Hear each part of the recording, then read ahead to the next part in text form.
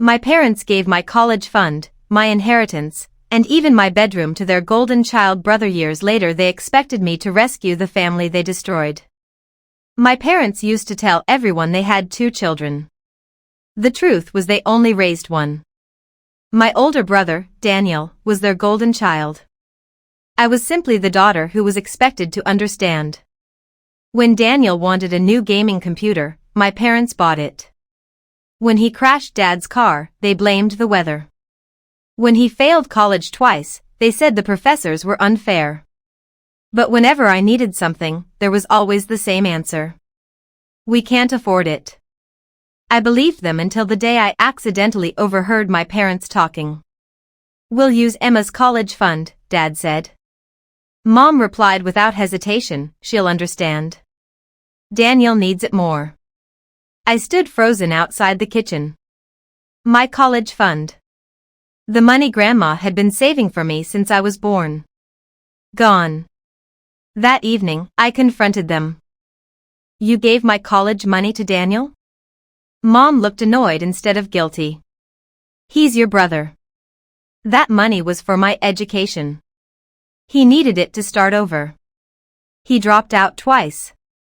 Dad slammed his hand on the table. Don't speak to your mother like that. I looked at both of them and quietly asked, what about my future? Mom shrugged. You're smart. You'll figure something out. Those words changed my life. I earned scholarships, worked 2 part-time jobs, and graduated with honors in accounting. Every holiday my parents asked the same question. Can you help Daniel with his bills? Can you lend him money? Can you let him stay with you? The answer was always no. Then Grandma passed away. She had always treated me and Daniel equally. After the funeral, I learned she had left each grandchild an equal inheritance. For the first time, I thought something in my life would finally be fair. I was wrong. A week later, my parents invited me over. Dad cleared his throat. We've already talked to the lawyer.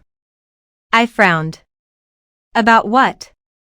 Mom smiled as if she were doing me a favor. Daniel is getting both shares. I stared at her. What do you mean both? He's struggling. So am I. You're independent. I couldn't believe what I was hearing.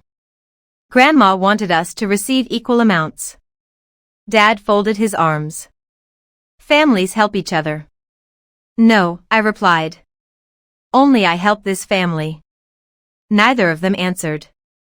Because they knew I was right. I challenged the decision.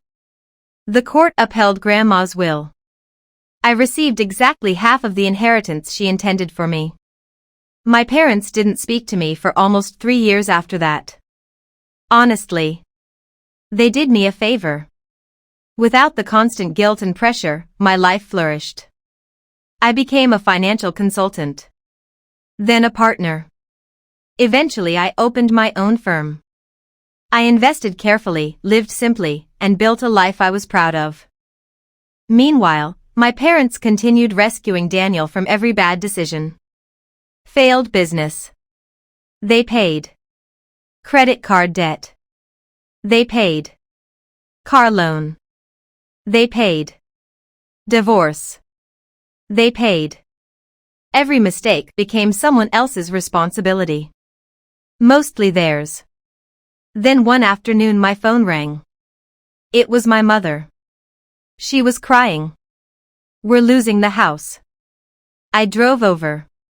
Not because I planned to save them. Because I wanted to hear the truth. The house I grew up in looked neglected. Dad looked 10 years older. Mom's hands shook as she handed me a folder. Foreclosure papers. Daniel had convinced them to mortgage the house to invest in another business. The business collapsed.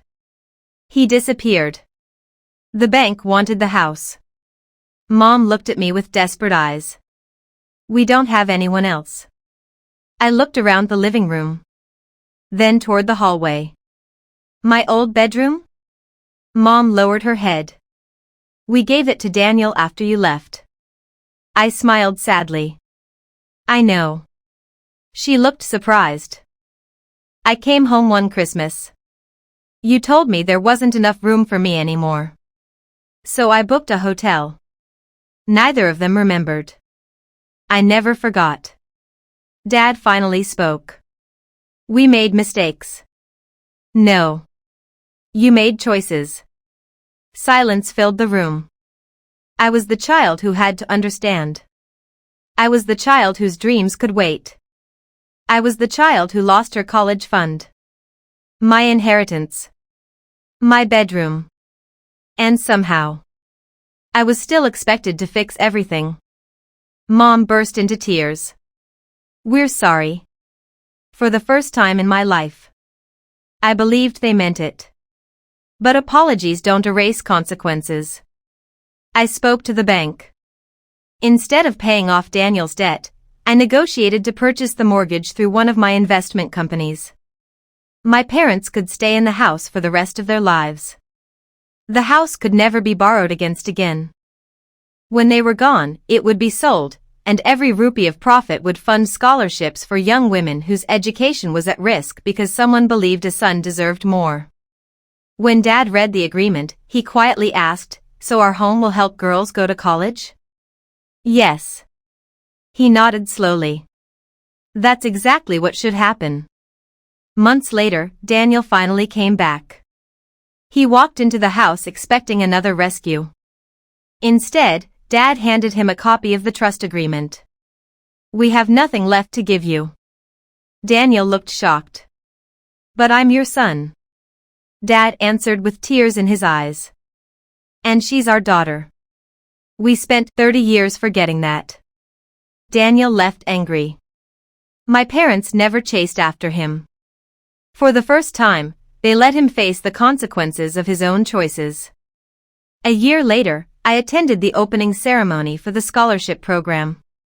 Its name was engraved on a stone outside the building. The Margaret Hope Scholarship for Young Women. Named after my grandmother.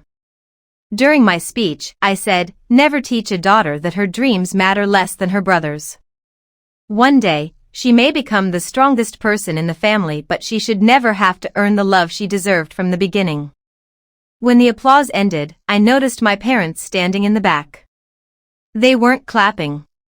They were crying. Not because I had become successful, but because they finally understood what they had lost long before they almost lost their house. As I walked past them, my mother whispered, "We're proud of you." I smiled gently. Thank you. Years ago, I needed those words. Now they were simply a reminder that the greatest victory isn't proving your worth to the people who doubted you. It's building a life where their approval is no longer necessary.